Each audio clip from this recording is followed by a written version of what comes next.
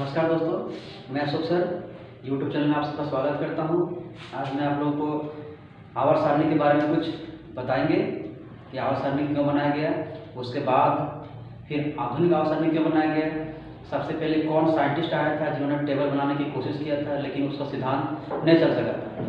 तो आइए हम देखते हैं। सबसे पहले एक साइंटिस्ट आया था जिसका नाम था डोबेराइनर, और इनका एक सिद्धांत था त्रिक सिद्धांत। इसका मतलब होता है कि तीन तत्वों का एक समूह बनाया जाए, तीन तत्वों का एक समूह बनाया जाए, और तीनों तत्वों में जो पहला तत्व और तीसरा तत्व का जो द्रव्यमान संख्या का जो औसत होगा वो दूसरे तत्व का द्रव्यमान संख्या होनी चाहिए। इस तरीके से इन्होंने एक्सपेरिमेंट करना चाहा, जिसमें से इनका सिद्धांत कुछ समय तक चल सका था, कुछ समय तक नहीं चल सका था। आइए देखते हैं।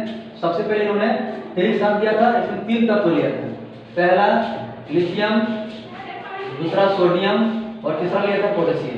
ये तीन तत्वों को उठाया और इस तीनों तत्वों में ये एक्सपेरिमेंट करना चाहा कि जो पहला तत्व और तीसरा तत्व का जो द्रव्यमान संख्या का औसत होगा वो दूसरे तत्व का द्रव्यमान संख्या होनी चाहिए। आइए देखते हैं। पहला तत्व क्या था? लिथियम का द्रव्यमान संख्या 7 होता है, और तीसरा तत्व पोटेशियम, इसका द्रव्यमान संख्या 39 होता है, और इसका औसत यानी 2 से डिवाइड करेंगे, दोनों को जोड़ेंगे 7 और 39 आपका हो जाएगा 46 बटे में 2 डिवाइड करेंगे तो आपका आता है 23, और ये जो 23 जो निकला आपका ये होता है सोडियम का द्रव्यमान संख्या होता है। यानी कि इसका जो त्रिक सिद्धांत का जो पहला एक्सपेरिमेंट किया था लिथियम, सोडियम और पोटेशियम में, इसका सिद्धांत ये चल सका था कि पहला तत्व और तीसरा तत्व का जो औसत होगा, पहला तत्व और तीसरा तत्व का जो द्रव्यमान संख्या का जो औसत होगा वो दूसरे तत्व की द्रव्यमान संख्या होनी चाहिए, और इस तरीके से यहाँ पर इसका सिद्धांत चल सका था। तो इन्होंने फिर क्या किया? फिर अगला बार क्या किया? इन्होंने 3 एलिमेंट फिर से उठाया, और 3 एलिमेंट फिर देखते कौन कौन सा उठाया था। अगला फिर 3 एलिमेंट उठाया। पहला उठाया था क्लोरीन, फिर उठाया ब्रोमीन, और फिर उठाया था आयोडीन। अगला बार 3 तत्वों को उठाया, और इसमें क्या सिद्धांत था? त्रिक सिद्धांत। मतलब पहला तत्व और तीसरा तत्व का जो द्रव्यमान संख्या का जो औसत होगा वो दूसरे तत्व का द्रव्यमान संख्या होगा। यानी कि क्लोरीन का द्रव्यमान संख्या और आयोडीन का द्रव्यमान संख्या का जो औसत होगा वो ब्रोमीन के द्रव्यमान संख्या होनी चाहिए। इसका सिद्धांत तो पहला एक्सपेरिमेंट में चल सका था, लिथियम, सोडियम, पोटेशियम। आइए देखते हैं सेकंड में क्या इसका सिद्धांत चल सका था या नहीं चल सका था। तो क्लोरीन का द्रव्यमान संख्या आपका होता है 35 प्लस तीसरे तत्व का द्रव्यमान संख्या आयोडीन, इसका द्रव्यमान संख्या होता है 127, और इसका औसत यानी बटे में 2, इसको जोड़ेंगे 35 और 127 आपका होता है 12, 5, 6 और 1 यानी होता है 162 बटे 2। अगर इसको डिवाइड करते हैं तो आपका आता है 81, और 81 जो है ब्रोमीन का द्रव्यमान संख्या होनी चाहिए, लेकिन ब्रोमीन का द्रव्यमान संख्या 80 होता है, जिसमें से इसका सिद्धांत यहाँ पर चल नहीं सका था। इसलिए ये डोबेराइनर जो थे यहाँ पर इसका सिद्धांत फेल हो गया था। एक बार और समझते हैं कि डोबेराइनर ने त्रिक सिद्धांत दिया था। इनका ये सिद्धांत था कि प्रत्येक तीन तत्वों को उठाया जाए और उसके ऊपर एक्सपेरिमेंट किया जाए कि पहला तत्व और तीसरा तत्व का जो द्रव्यमान संख्या का औसत होगा वो दूसरे तत्व का द्रव्यमान संख्या होनी चाहिए। उसमें से इसका एक पहला एक्सपेरिमेंट चल सका था, किसमें? लिथियम, सोडियम और पोटेशियम, क्योंकि लिथियम का द्रव्यमान संख्या 7, पोटेशियम का 39 होता है, और ये दोनों का जो औसत होता है वो आपका दूसरे तत्व का द्रव्यमान संख्या होनी चाहिए। 7, 39, 46 होता है, बटे में 2, 3, 23, क्योंकि 23 जो आपका है सोडियम का द्रव्यमान संख्या होता है। इस तरह से फिर क्या किया? अगला फिर 3 तत्वों को उठाया, और वो कौन कौन तत्व था? Chlorine, bromine, iodine. क्लोरीन का द्रव्यमान संख्या और आयोडीन का द्रव्यमान संख्या का जो औसत होगा वो ब्रोमीन के द्रव्यमान संख्या होनी चाहिए। क्लोरीन का द्रव्यमान संख्या 35, आयोडीन का 127, ये दोनों का अगर औसत निकाल दें तो आपका आता 81, जो 81 ब्रोमीन का द्रव्यमान संख्या नहीं है। इसलिए डोबेराइनर का त्रिक सिद्धांत यहाँ पर फेल हो गया था, और इन्होंने ये सिद्धांत सबसे पहले 1829 ईस्वी में दिया था। तो क्वेश्चन पूछा जाता है कि डोबेराइनर के द्वारा दी गई सिद्धांत का नाम क्या था?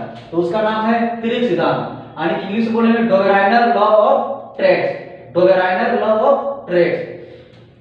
क्वेश्चन एक और पूछता है कि त्रिक सिद्धांत इनमें से कौन सा साइंटिस्ट के द्वारा दिया गया था? तो उसका नाम होता है डोबेराइनर। ये आपका जर्मनी के साइंटिस्ट थे और इस तरीके से इसका ये सिद्धांत नहीं चल सका था, क्योंकि इसका सिद्धांत था प्रत्येक तीन तत्वों को उठाया जाए और तीनों के ऊपर एक्सपेरिमेंट किया जाए। ये पहला तत्व और तीसरा तत्व का जो द्रव्यमान संख्या का औसत होगा वो दूसरे तत्व का द्रव्यमान संख्या होनी चाहिए। इस तरह से इसका सिर्फ एक एक्सपेरिमेंट चल सका था लिथियम, सोडियम और पोटेशियम के ऊपर।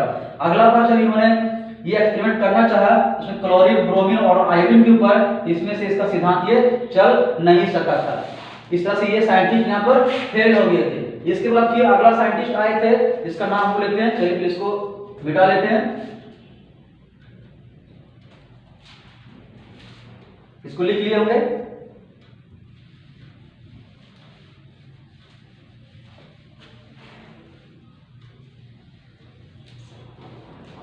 और इसके बाद अगला साइंटिस्ट आए थे न्यूलैंड।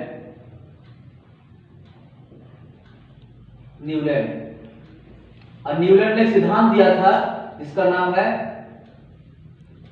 अष्टक सिद्धांत। अष्टक सिद्धांत।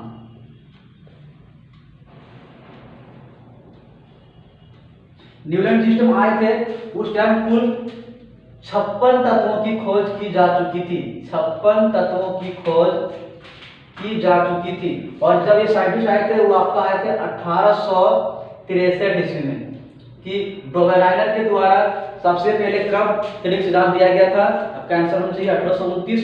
और जब न्यूलैंड आए थे उस टाइम कुल तत्वों की संख्या कितनी थी? 56 थी। और ये कब आए थे? 1863 में आए थे। और इन्होंने क्या सिद्धांत दिया था? इनका सिद्धांत था अष्टक सिद्धांत। इसका मतलब उसका इंग्लिश में लिख देते हैं, Newland law of octave. Newland law of octave. और इसका सिद्धांत था कि पहला तत्व और पहला तत्व के बाद में जो 8वां तत्व आएगा वो पहला तत्व और 8वें तत्व का जो भौतिक गुण और रासायनिक गुण समान होने चाहिए। यानी पहला तत्व मेटल है तो 8वां तत्व मेटल होना चाहिए, उसके 8वां तत्व मेटल होना चाहिए। यानी पहला तत्व का रासायनिक गुण जो होगा वही 8वां तत्व का रासायनिक गुण होनी चाहिए। तो सबसे पहले आते हैं हम लोग देखते हैं, आपसे क्वेश्चन पूछेगा कि अष्टक सिद्धांत किस वैज्ञानिक के द्वारा दिया गया था? न्यूलैंड के द्वारा दिया गया था। ये सिस्टम आए थे उस टाइम कितने तत्वों की खोज की जा चुकी थी? 56 तत्वों की खोज की जा चुकी थी। ये सिद्धांत अष्टक सिद्धांत न्यूलैंड ने कब दिया था? 1863 ईस्वी में दिया था। इसका सिद्धांत था, इन्होंने क्या किया, टोटल तत्वों को उठाया। पहला लिखता है लिथियम, दूसरा बेरिलियम, तीसरा बोरॉन, 4 में कार्बन, नाइट्रोजन, ऑक्सीजन और फ्लोरीन। फिर इसका 8वां तत्व में क्या आता है? सोडियम, 9वां का मैग्नीशियम, फिर एल्युमिनियम, फिर silicon, phosphorus, sulphur, chlorine, potassium और कैल्शियम। इन्होंने क्या किया? इतना तत्वों को उठाया और इनका सिद्धांत था कि प्रत्येक 8वां तत्व में जो तत्व आएगा वो पहले तत्व का भौतिक गुण और रासायनिक गुण समान होनी चाहिए। यानी कि अगर लिथियम 8वां, पहला नंबर में लिथियम है, दूसरा में बेरिलियम है, तीसरा में बोरॉन, चौथा में कार्बन, 5वां में नाइट्रोजन, 6 में ऑक्सीजन, 7 में फ्लोरीन, 8वां में क्या आया? सोडियम, 9वां में मैग्नीशियम, 10वां एल्शियम, 11 में एल्युमिनियम, 11 में सिलिकॉन, 12 में फास्फोरस, 13 में सल्फर, 14 में क्लोरीन, 15 में पोटेशियम और 16 में कैल्शियम। आने की प्रत्येक 8वां तत्व जो आएगा उसका भौतिक गुण और रासायनिक गुण समान होगा। यानी कि लिथियम का 8वां तत्व कौन सा है? सोडियम। और सोडियम का 8वां तत्व पोटेशियम है। यानी कि लिथियम का जो भौतिक गुण होगा वही सोडियम का भौतिक गुण और रासायनिक गुण होनी चाहिए, वही कैल्शियम का भी, वही आपका पोटेशियम की भी होनी चाहिए। यानी कि अगर लिथियम मेटल है तो सोडियम भी मेटल होनी चाहिए, पोटेशियम भी मेटल होनी चाहिए। यानी कि लिथियम, सोडियम, पोटेशियम इन तीनों का भौतिक गुण और रासायनिक गुण समान होनी चाहिए। उसी तरीके से बेरिलियम, मैग्नीशियम और कैल्शियम का भौतिक गुण और रासायनिक गुण समान होने चाहिए। यानी बेरिलियम अगर धातु है तो मैग्नीशियम भी धातु होना चाहिए, उसका जो 8वां तत्व अगला आएगा वो भी धातु होना चाहिए। और इस तरीके से अगला तत्व आपका आस्केनेडियम था, जो एस्केलेडियम क्या होता है, बोरॉन और एल्युमिनियम के भौतिक गुण और रासायनिक गुण के साथ नहीं मिलता है, यानी ये इसका आगे सिद्धांत यहाँ पर नहीं चल सका था। इसका सिद्धांत कहां पर चल सका था, कैल्शियम तक। यानी कि इसका सबसे पहले कौन कौन सा एलिमेंट उठाया था, लिथियम, लिथियम के बाद आठवां तत्व कौन आता है, सोडियम, और सोडियम के अगला आठवां तत्व पोटेशियम। यानी कि सोडियम, लिथियम, सोडियम और पोटेशियम का जो भौतिक गुण, रासायनिक गुण जो होता है समान होता है। बेरिलियम, मैग्नीशियम और कैल्शियम का जो भौतिक गुण और रासायनिक गुण जो होता है समान होता है, लेकिन बोरॉन, एल्युमिनियम, इसका अगला जो तत्व था आठवां था एस्केलेडियम, जिसका भौतिक गुण और रासायनिक गुण समान नहीं होता है, इसलिए इसका सिद्धांत यहाँ पर नहीं चल सका था। तो पहला क्वेश्चन क्या रहेगा इसमें कि जब न्यूलैंड आया था उस टाइम कुल तत्वों की खोज कितनी की जा चुकी थी, 56 तत्वों। ये कब आए थे, 1863 में आए थे। इसका सिद्धांत क्या था, अष्टक सिद्धांत, यानी कि पहला तत्व के बाद जो आठवां तत्व आएगा उसका भौतिक गुण और रासायनिक गुण समान होनी चाहिए।